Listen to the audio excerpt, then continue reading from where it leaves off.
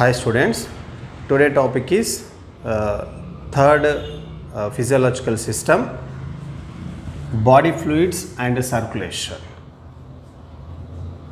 After respiration, third important physiological system, that is circulation. So what are the topics we will be discuss in this chapter? Like first subtopic, blood and its composition. Then next blood groups, ABO grouping, RH grouping, erythroblastosis fetalis. Then next human circulatory system, structure of heart, working of heart, then cardiac cycle, cardiac output, then next double circulation, and regulation of our circulatory system, then disorders of circulatory system. Okay, so these are the subtopics we will be discussed in that third physiological system, circulation, and name of the chapter body fluids and circulation. Okay, so we know students definition of circulation. So first we look at the definition of circulation.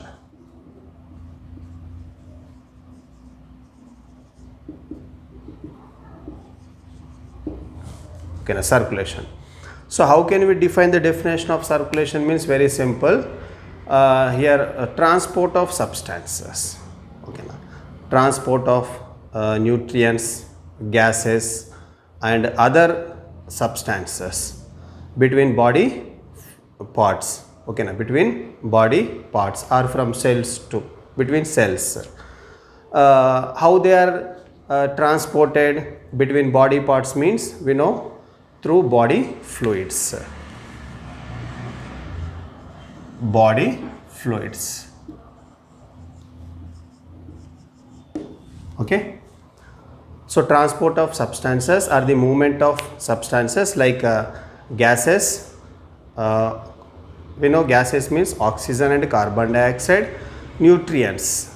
Nutrients means after complete the mechanism of digestion, digested particles like amino acids, then glucose, okay now, then fatty acids and glycerol. So digested food particles and other substances. So how they are transported between body parts. So we know, so they are transported between body parts through body fluids. Okay now. So that is known as simple definition of circulation. Okay, very simple. Movement of the substances between body parts through body fluids. So here the mechanism of circulation that is different in different types of animals. Okay now, mechanism of transport, so that is different in different types of animals. So basically lower metazoans animals. So lower metazoans animals means just we can take example sponges. Okay now, sponges which belongs to phylum Porifera. So when we look at these, in these animals, transport of the substances or the movement of the substances mainly occur by the process of which system, that is canal system.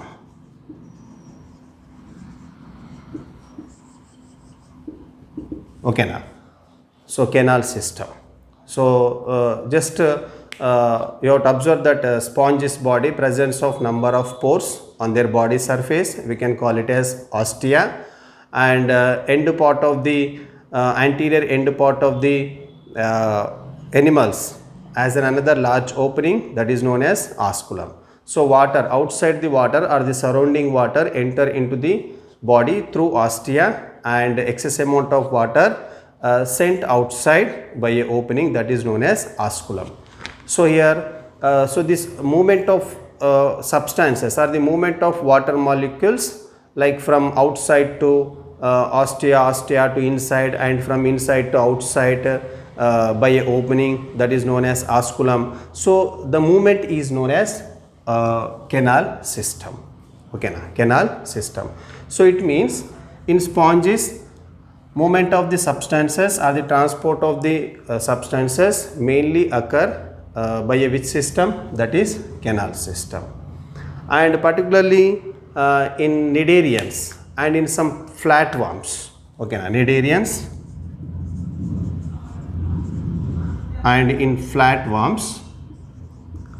So which system is mainly helps circulation, that is a transport of the substances, means that is gastrovascular system. Gastrovascular system. So this gastrovascular system, at its end it has another opening. So this system is mainly helps in the transport of substances. Okay. So which system? That is gastrovascular system. Then next another example like in nematodes, pseudocoelomate animals. Here the pseudocoelomic fluid mainly helps in the transport of substances as well as the removal of waste products also. Pseudocoelomic fluid. It means mechanism of circulation that is different in different types of animals. Okay, right. So body fluids. So what are the body fluids? Mainly you have to observe blood. Blood is the most important circulatory fluid or the body fluid in most of the animals, including human beings also. Okay, now. So not only blood in some higher animals. So not only blood but also lymph also act as a body fluids. So blood and lymph. So blood and lymph, these two body fluids together, we can call it as fluid tissue. Fluid tissue. Okay. So what are the body fluids? Blood and lymph. So these two body fluids together we can call it as fluid tissue. Okay. So it is the definition of circulation and a different mechanism of circulation in different animals, and that is blood. So in this chapter we have the composition of blood. Okay. So we know blood, that is mesodermal origin. Okay, now blood is mesodermal origin. Mesodermal origin, and it is liquid connective tissue. Blood is liquid connective tissue. Okay, now in a healthy man, amount of blood, that is 5 to 6 liters of blood. Healthy man contain how much quantity of blood? That is 5 to 6 liters of blood, and it is mesodermal origin, and it is liquid connective tissue. Okay, now then when we look at the pH of blood, that is pH, that is 7.4. Okay, now so liquid connective tissue. So blood consists of mainly two parts. Okay, now blood consists of mainly two parts. So what are the two parts?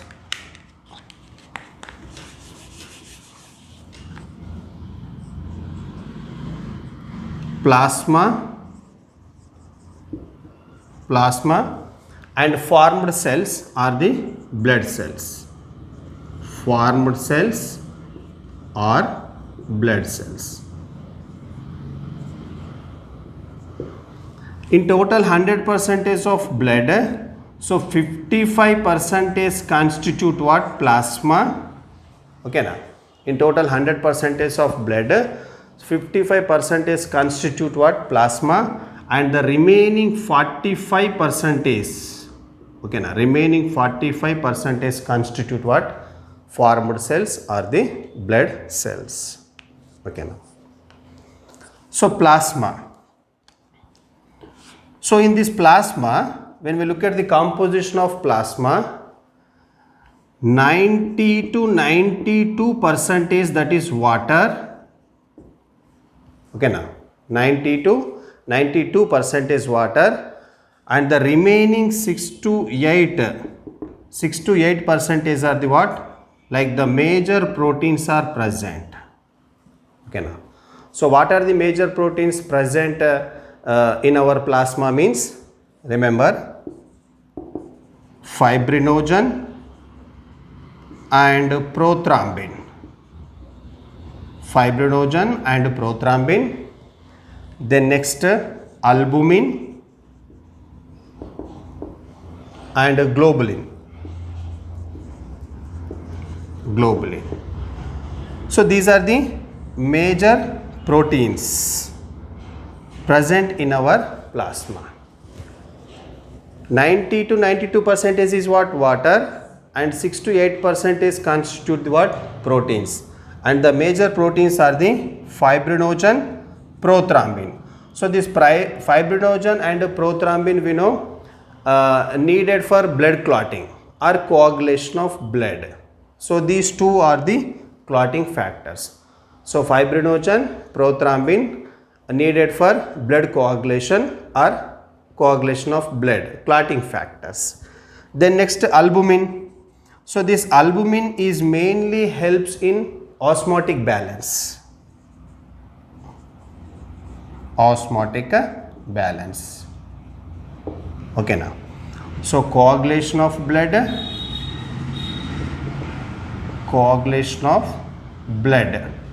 Fibrinogen and prothrombin. So these two proteins are mainly helps in blood coagulation, and albumin that is maintains osmotic balance.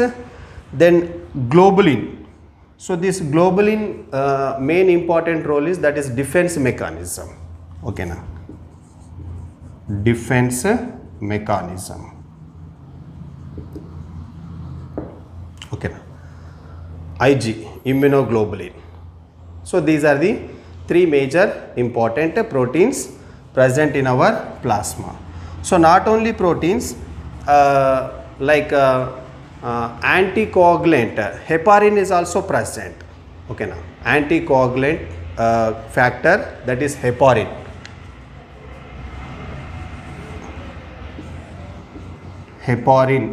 Anticoagulant factor, that is heparin, is also present in our plasma. Then next, regulatory substances. So what are the regulatory substances? Like hormones, vitamins, enzymes also present in our plasma. Hormones, then enzymes, vitamins also present in plasma.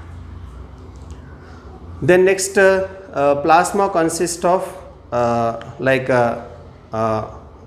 minerals and nutrients like sodium, calcium, magnesium, okay, na, carbonates, chlorides, and nutrients also present in our plasma like glucose, glycerol, lipids, amino acids. So these are the small amount of nutrients also present in our plasma.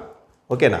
So look at this composition of plasma. 90 to 92% is what? Water, and 6 to 8% is protein molecules like fibrinogen, prothrombin, albumin and globulin, and anti blood clotting factor, that is heparin, is also present. Then next, minerals as well as the small amount of nutrients also present in our plasma.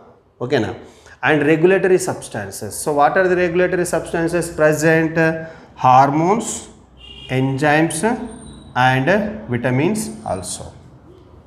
Okay, now, and here plasma consists of waste material also like urea, uric acid and creatine. Okay, now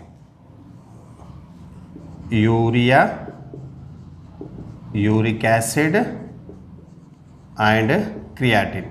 So waste material also present plasma, that is small amount of urea, uric acid and creatine, and plasma without clotting factors, that is known as serum.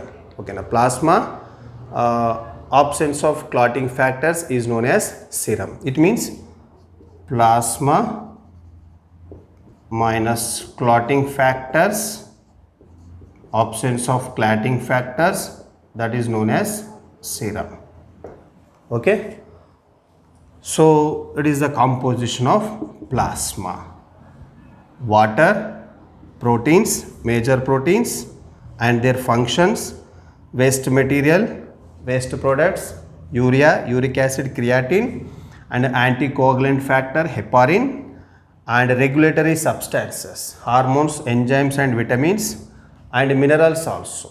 Okay, now sodium, calcium, magnesium, then next bicarbonates, chlorides, then next small amount of nutrients like glucose, glycerol, then next lipids, amino acids, like small amount of nutrients. Then next if absence of clotting factors, that is known as what? Serum. It means plasma minus clotting factors, that is equal to serum. So it is the composition of plasma, only plasma. So in total 100% of blood, 55% constitute the what? Plasma, and remaining 45% constitute the what? Blood cells or formed cells. So what are the blood cells we know? Like WBC, RBC and platelets. Okay, now so I will explain about that formed cells, that is in next video. Okay, thank you students.